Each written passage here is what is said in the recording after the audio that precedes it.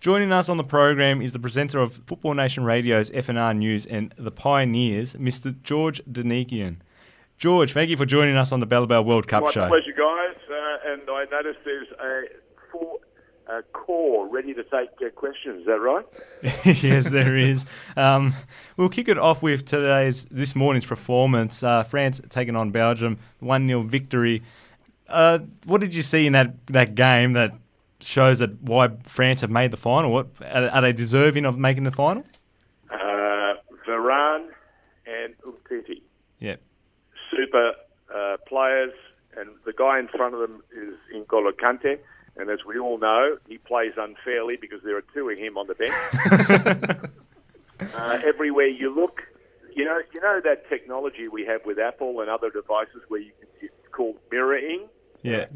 Well, the French have worked it out. Didier Deschamps has got Kante basically mirroring himself right across the pitch. You can't get past that French defence. As I said to a friend of mine only about 15 minutes ago, it's the best example of le bus I've seen at the World Cup thus far. They just parked it and didn't let anything go past. Well, 71% of the earth is water. The other percentage of that is N'Golo Kante. That's right. Now you've got it sorted. Look, I thought Belgium was marvellous in the opening 15, 20 minutes. Had they scored, much like had Brazil not hit the post from that corner in the opening exchanges against Belgium, everything could have been so different. But then again, if is a terrible word. The reality is that the French have gone through, the Belgians are going home. They haven't been disgraced, but there'll be people who bagging them. And there'll be people having a go at Roberto Martinez for being inept. This is only one match before when they were calling him a genius. I just get very worried about these instant results and these instant judgments that we make on people. It seems to be a growing trend. The first 21 minutes, it was all Belgium. I don't even think the France could string two passes together in that first 21 minutes. What did they do so well, Belgium, in that opening half of the first half? Well, at the end of the day, you think about it. They came out with purpose. They knew that, and both teams understood this. And we're finding this out as we go deeper and deeper into the World Cup. We're realising that it's harder to come back from going one goal down. And if you listen to the aftermatch comments made by a host of people, including Hazard, including a bunch of the players like Jan Vertonghen, Alderweireld, and even De Bruyne, they've all said it was once the French scored that goal, they knew they were up. It was going to be an uphill battle. Not that they weren't ready for it, but they just knew it just got harder. It's the same thing with Brazil. They never expected the Belgians to get the first goal. They thought they were going to open it up. And I think we're going to find that out. So tonight or tomorrow morning, the team that scores first will more than likely win the game. George, it's Nicholas here. I just want to ask you about Olivier Giroud, because there's been a lot of criticism about him over the last few weeks. He's now gone... You mean like Raheem Sterling? Yeah, exactly. But the problem is, you see, it's what they don't do. Everyone's bagging them for what they don't do. Understand, we should be patting them on the head for what they do. Deschamps has played him every game, and he's going to play him in the final. Doesn't matter what we think. It's because of what they do. It's because of the roles and the runs and the deception that they create. And while they're there and they're a big presence, Sterling not so much. Sterling is not a big presence, but he's an annoying presence. He got into the Swedish psyche, and let me tell you, remember what happened after he got into the Swedish defence? They gave away a corner. What happened from that corner? Maguire scored the header, and that was the shock that dented the Swedes. So everyone can talk whatever they like, because it's so fashionable. But at the end of the day, those two players will not be removed by their coaches or their peer group. They love them. No, what they do. I agree with you, George, 100%, because I felt like Giroud's had more of a presence. A lot of people just say because he hasn't scored in 7 hours of football, he hasn't had a shot on target, rather, but What I do feel they like he's know done about so football, much Dennis? more. What do they know about football? At the end of the day, he straightens them up. He gives them direction. He's there.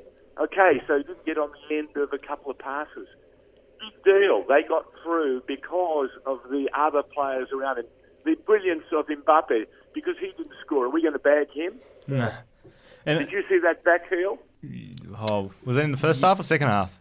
The brilliant Mbappe heel. Can't remember. The one where he's rolled over and spat the ball through to Giroud. And if Giroud Oh, had it yes, through, yes. it would have been the goal. It would have been the goal of the tournament. Yes, Yeah. I did see that one, yes. Yeah, No, that's well, very fair.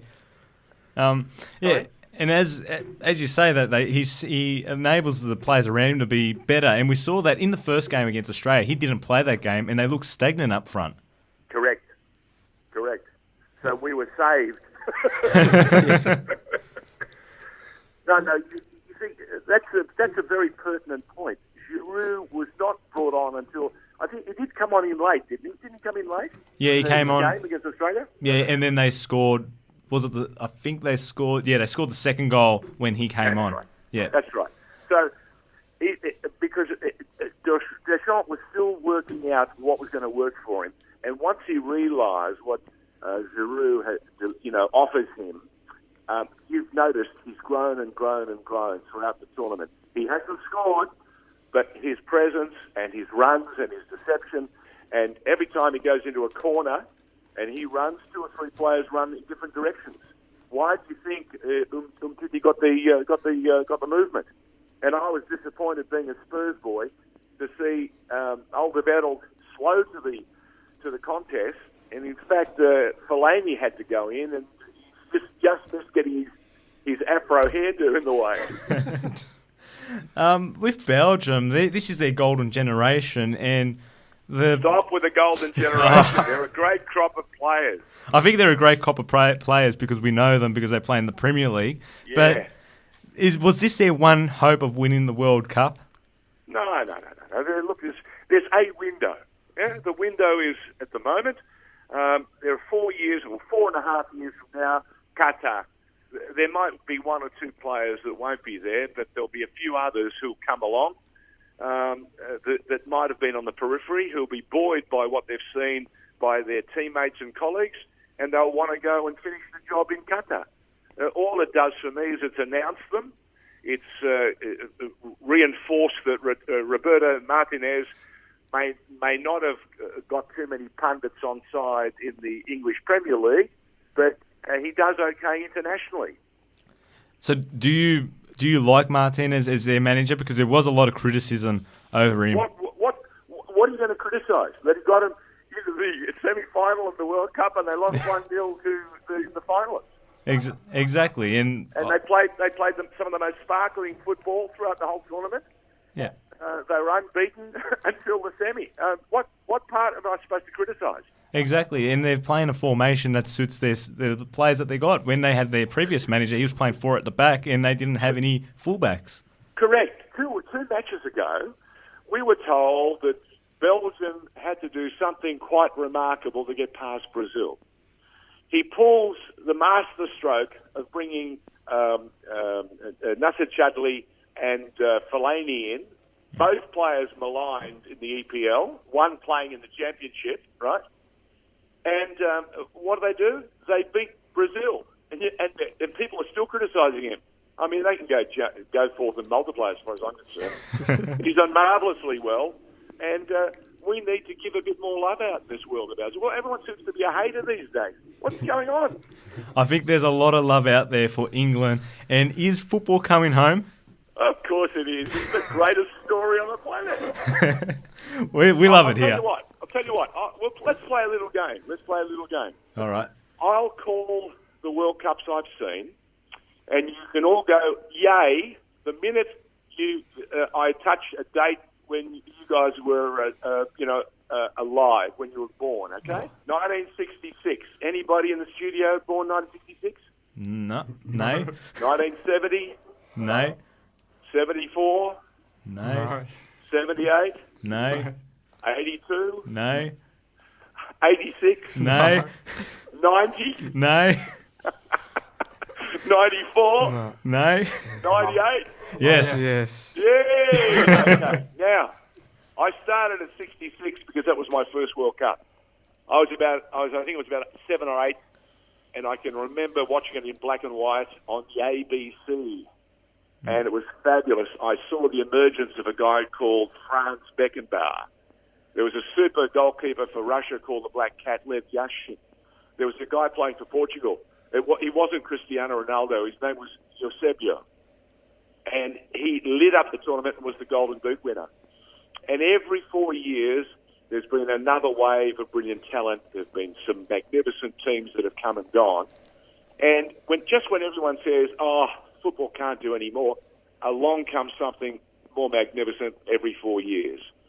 I was in Rome for Italia 90 and loved every minute of it, except the final, which I thought was shite. I thought it was possibly the poorest game of the tournament. We saw West Germany just fall over the line, and I mean fall over. Jurgen Klinsmann, who was I'm a fan of because he played for Tottenham, dived and got a penalty that Goiko Echea missed or couldn't save, and that they won 1-0. Would VAR have changed that penalty? I was there in '94, and it's been a joy to watch every one of them. George? This has been the most spectacular, most open World Cup I've ever seen. There's been some fantastic football. Would VAR have changed that penalty? Oh, definitely. But again, the parameters that have been extended to the referees and to the assistants doesn't let them see anything and everything. See, we were given to believe that VAR would see everything. Then we were told, no, they can't use it for this and they can't use it for that. So it's a work in progress, right? It's a work in progress. It'll get better. The best thing I've noticed about VAR, a lot of the wrestling. Suddenly, most of the coaches have said, no, we can't go and wrestle. We can't double team, centre forwards or players, because if we do, we might give away a penalty. England got 2 penalties against Panama. They got another penalty against, who else was it that tackled? Tunisia. The Colombians. Yeah. So suddenly we're seeing a weeding out of some of the tactics. Now, if we can only stop people rolling around the ground, that'll be great. As you mentioned, you've seen plenty of the World Cups. Where does this World Cup rank, in your opinion? Really, really, really high. I think the grounds have been spectacular. The pitches have been marvellous. The crowds have been fantastic. The coverage, whether it's Optus or whether it's SBS, has been pretty good. I thought the Optus staff, because they gave us an all-access pass, which suddenly, instead of costing me $15 a month, became free after the first couple of days of being unable to deliver the program to the proper platforms. So that became a windfall for all football fans who didn't want to pay. Suddenly they could watch the best football with an all-access pass on Optus, which was just marvellous. And you could watch all the interviews, you can watch the access to players and coaches that we've never had available before. I had an all-access pass in Italy in 1990, but and the only thing, the difference then was I was at the ground watching Roberto Baggio and others play, Toto Schillaci and so on. But what we've been offered this time round has been phenomenal. The games have been exciting. What's there to knock over? The only negativity was watching Neymar roll around and bring down his stocks. Hey George, it's Fraser here. I want to talk to you about the Socceroos. What do you think went wrong? Did you think we had the strikers that lacked Listen very carefully. The minute Ange walked out the door, everything went wrong. You don't do that. You don't do that in business. You don't do that in the family. You don't do that to your football team. I mean, the coach asks one thing of his players. He wants them to be invested. Yeah. Yeah. And then he walked out. I don't care what the reasons are. You rise and you fall. You make decisions. You stand up. You're You're either a man of your word or a woman of your word, and you follow through. I don't care about what happened in the past. He had one of the great stories and narratives. 22 matches. Despite what the pundits said, he got us to Russia, and then he walked. I'm very disappointed. I want to hear from his own lips why, and I might change my mind about how I feel, but it hurts. Yeah. And that impacted everybody.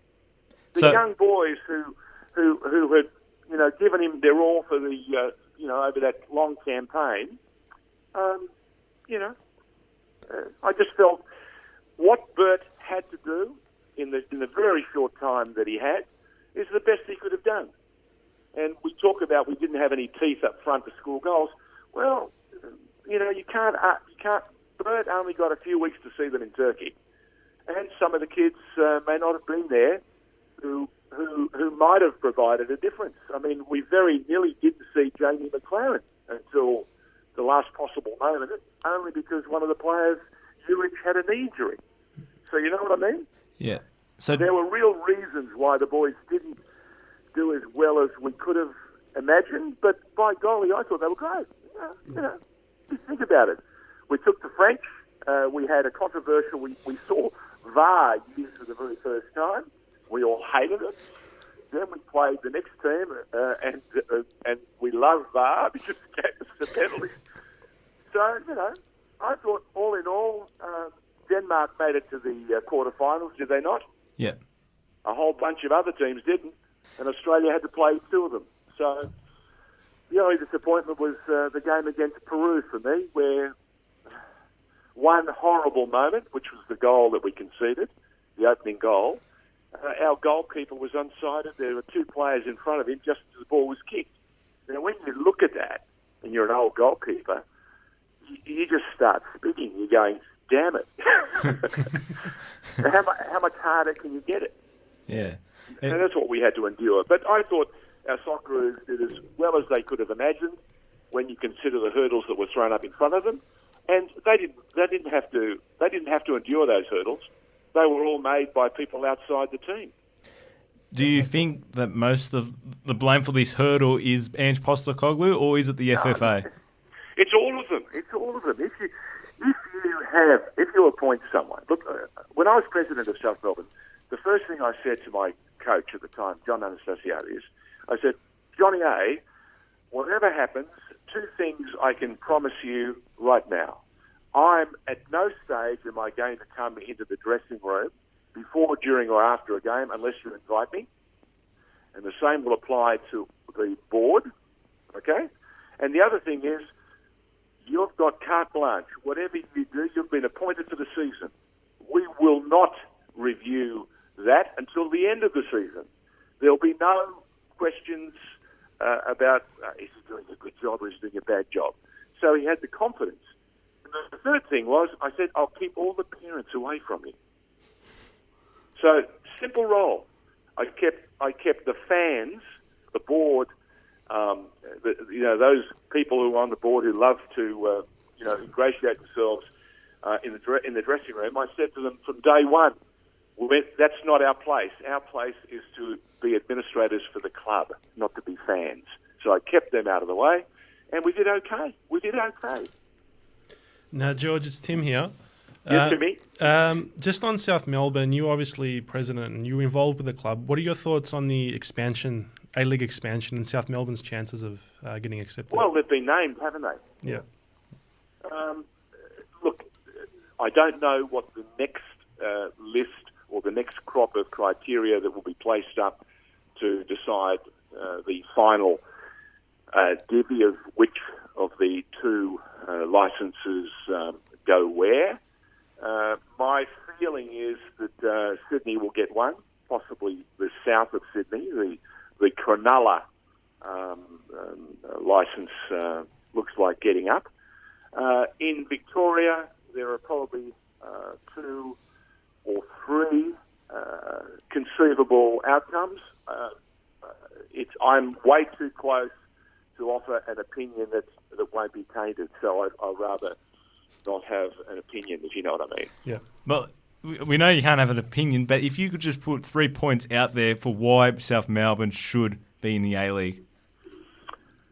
Why they should. Look, if they can meet the KPIs, and I mean meet the KPIs that have been offered by by Deloitte and others who are running the checks and balances, then I think they have a ground. Now, I'm not 100% sold on Lakeside, even though the park has been developed and it's essentially the old Bob James Stadium. I still think it's very hard to film and get the best atmosphere because of the running track around it. But that's a minor point. The club has worked really hard behind the scenes, getting its social media side sorted. It's worked hard to shore up and bring in a lot of young people, boys and girls, who love the game and love the club. So they've done a lot of good things. Whether they have the muscle, whether they have the fan base, I mean, they've been out of the game for so long. I want to see if the anointment, if they get the nod, will we see the so-called 12 to 15,000 fans every week or every other week when they play at home? Wait and see. But at the end of the day, they're one of the few established old clubs that have put their hand up. And at the end of the day, if they can do the right thing, why not? Do you know what I mean? Yeah. Give me the reasons why not. So, they're as good as anybody. Importantly, they've been part of the greater fabric of Melbourne for a lifetime. They were one of the iconic pieces of the Greek community. But we're talking about the A-League now.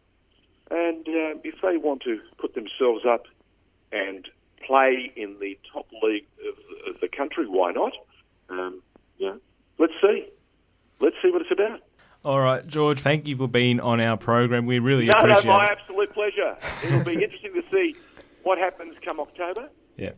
And it'll be interesting to see, I want to know from you guys, all the hands up, who do you think will get through? Is it Croatia or England? Oh, well, I've been saying England since the start of the World Cup, even before it. That was my prediction. Fraser? England for me. Okay, boys? I'm back in the free lines. Let's go. And I think England in a shootout as well. Now, thanks for that, George. We really appreciate having you on. Pleasure, my boy. All the very best, eh? Thank you. Thank you. Thanks.